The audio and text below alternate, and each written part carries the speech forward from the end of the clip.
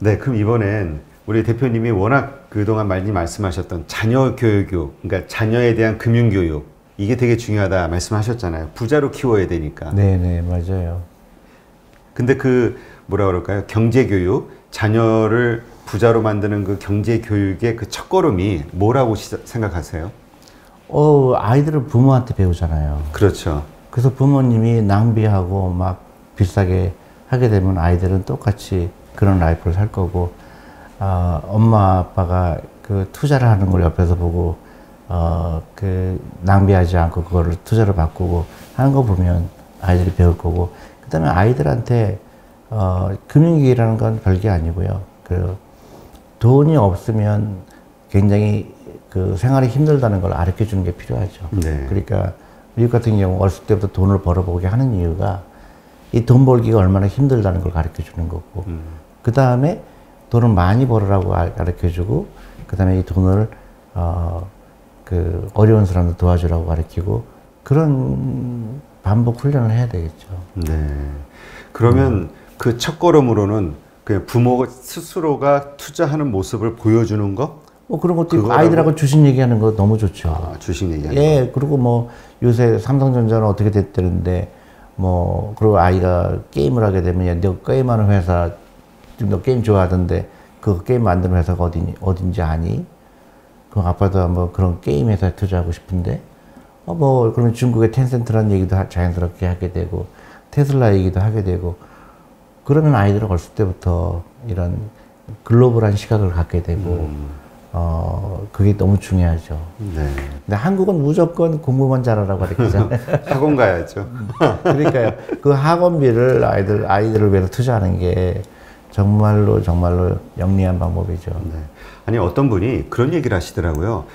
내가 부자건 아니건, 뭐 돈이 있으면 뭐 그냥 그 자녀에게 증여를 좀 해줘라. 단돈 한 2천만 원, 뭐 500만 원, 1000만 원이라도. 아니면 뭐 정말 없다면 대출을 받아서라도 이렇게 해줘라. 그래서 그걸 증권 계좌를 만들어주는 게 좋다. 이런 얘기를 하시더라고요. 그래서 그게 잘 이해가 안 됐는데, 슈퍼개미로 유명한 분이 한번 출연을 했는데요. 이분이 그 얘기를 하더라고요. 7, 8년 전에 자식한테 2,200만 원까지는 세액공제가 된대요. 지금도 돼요. 지금. 예. 그거를 그냥 증여를 해준 거예요. 그리고 계좌를 만들고 계속 이야기하면서 이제 했대. 8년 지난 그 계좌가 지금 7억이래요. 그러니까요. 내가 충분히 가능한 얘기죠. 그래서 그러니까 이게 앞뒤가 이해가 되더라고요. 그 다음에 더 중요한 거는 그 아이가 이제 그 증여세 같은 거를 낼 필요 없다는 얘기죠. 예, 그러니까 그게 있더라고요. 이게 부모가 자녀에게 2,200만 원을 증여를 해줬어도 이걸 가지고 그 항상 사고 팔고 할 때 혹은 매입할 때 자녀하고 의논하고 자녀의 오케이 대답이 나와야 이게 부모 이 증여세가 안 낸다고. 이거 세무서가 싫어하는데. 그러니까 의논을 해야 된다고 그러더라고요. 네, 계좌를 관리해주면 증여세가 나오고. 그럴 수 있죠. 그러니까 이게 정말 필요하겠네요.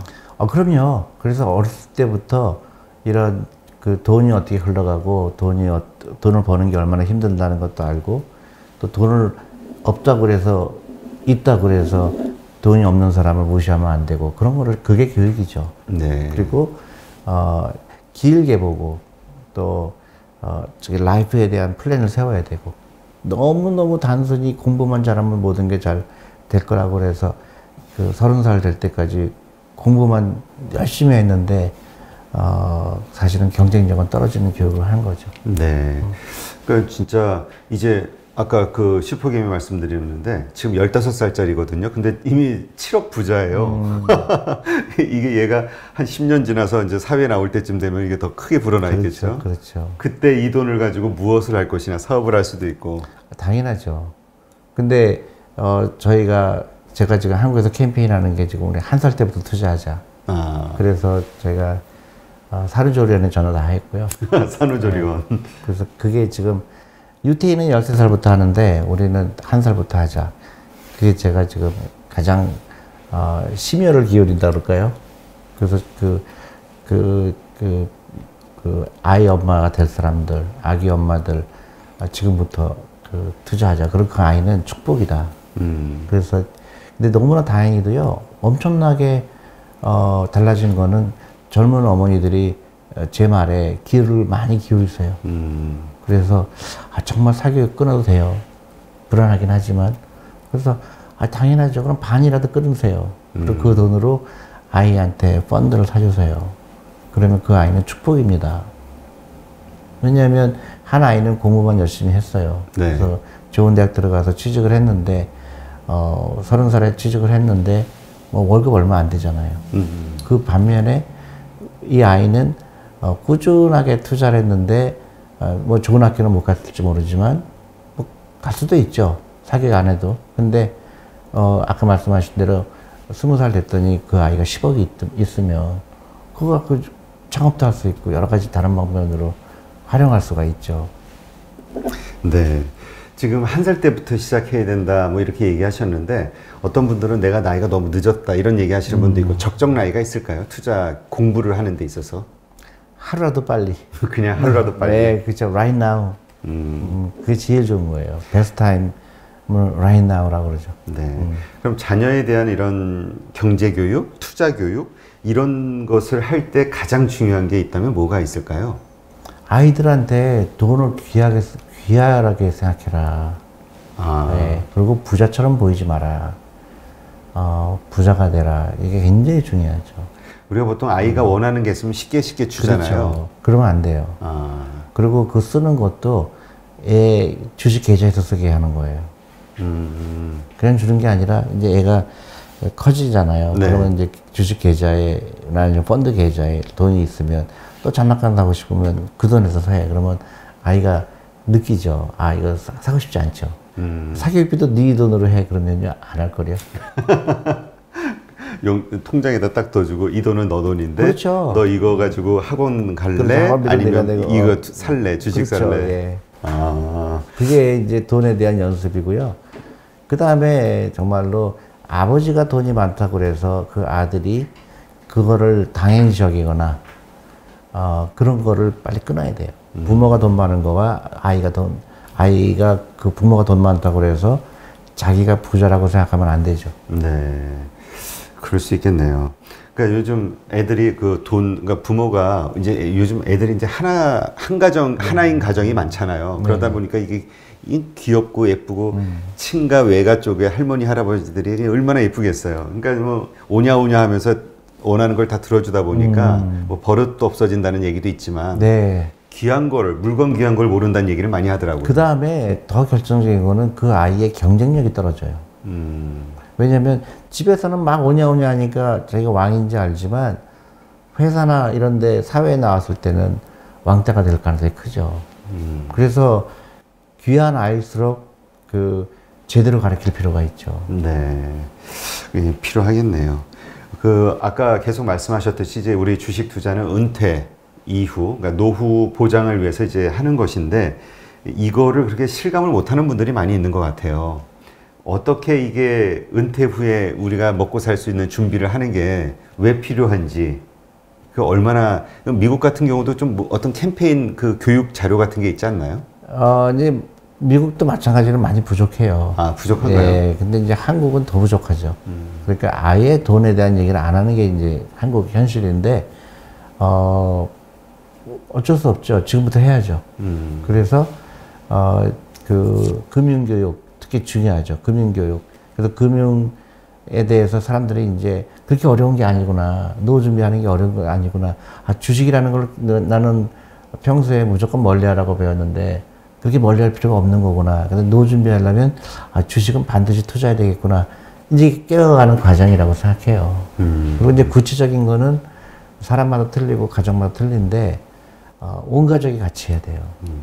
그리고 우리가 사교육비, 특히 제가 한국의 문제가 사교육비가 너무너무 대부분의 사람들의 노후 준비에 가장 큰 걸림돌이거든요. 그거는 정말로 생각을 해볼 필요가 있어요. 그 돈을 사교육비를 쓰느냐 아니면 그 돈의 반이라도 우리 아이들의 경제 독립을 위해서 투자해 주느냐, 그건 엄청난 차이가 올 거라고 생각해요. 네. 근데 이제 부모, 아버지나 엄마나 둘 중에 하나는 대표님과 같은 생각을 하는데 한쪽 배우자가 그래도 보내야 돼, 남들 하는 거는 다 시켜야 돼, 이러면서 이제 의견이 안 맞을 때 있잖아요. 그러면 싸우기 귀찮으니까 그냥 그래 알아서 해 이렇게 된단 말이죠. 대부분 그래요. 네. 너무너무 안타까워요. 그런데 그냥 어쩔 수가 없네요. 네. 끊임없이 대화하는 수밖에 없네요. 그러니까 배우자를 설득한다는 게 그게 쉬운 게 제일 어려운 것 중에 하나라고. 그 남성들보다 이제 여성들이 더 이 투자에 대해서 두려워하고요. 네. 또 아이가 공부를 혹시 못할까봐 거기에 대한 두려움이 큰데, 사실 생각해 보세요. 하루에 아이가 7시에 일어나서 밤 11시까지 있다는 얘기는 그 아이한테는 무지무지한 혹사예요. 그러니까 그 한 사람이 그 집중력을 발휘할 수 있는 시간은 하루에 3시간을 넘지 못해요. 그럼 나머지는 그 아이는 생산성이 전혀 없는 거를 하는 거예요. 근데 거기에 너무나 많은 육체적인 거, 정신적인 거, 시간, 이게 다 들어간 게 한국이 갖고 있는 많은 문제점이 거기서 시작됐다고 생각해요. 전에 어떤 분이 이런 얘기 하시더라고요. 그 과외를 아주 혹독하게 시키는 친구한테, 야, 너가 하루 8시간 근무하고 밤에 또 야근을 3시간, 4시간 더 한다고 생각해봐. 너 할 수 있겠어? 그거 매일? 지옥이죠, 지옥. 예, 아이도 마찬가지야. 이 얘기하니까 딱 와닿더라고요. 그럼요.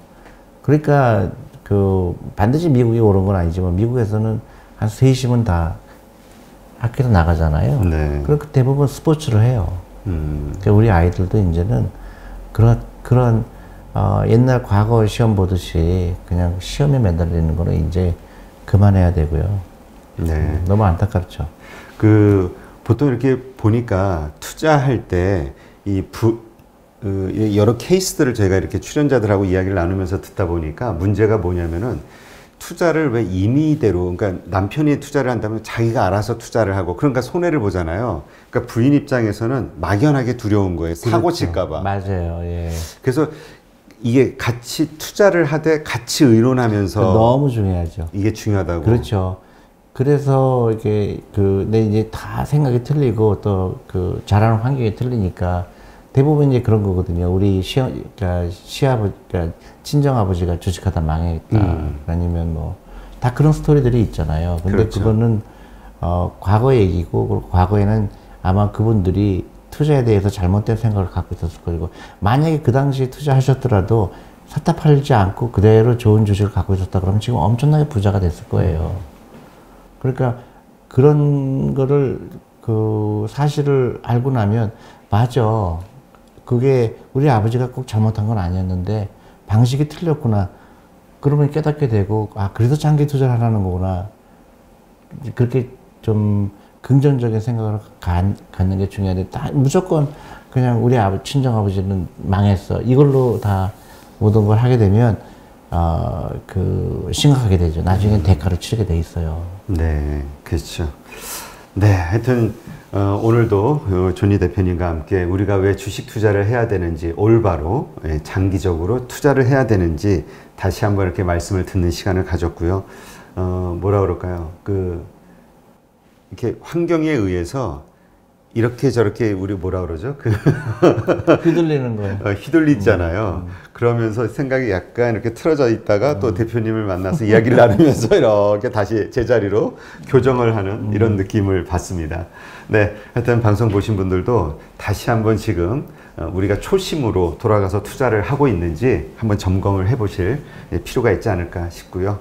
네, 오늘 이렇게 함께 해주신 존니 대표님께 감사드립니다. 네. 항상 건강하시고요. 네, 고맙습니다. 네.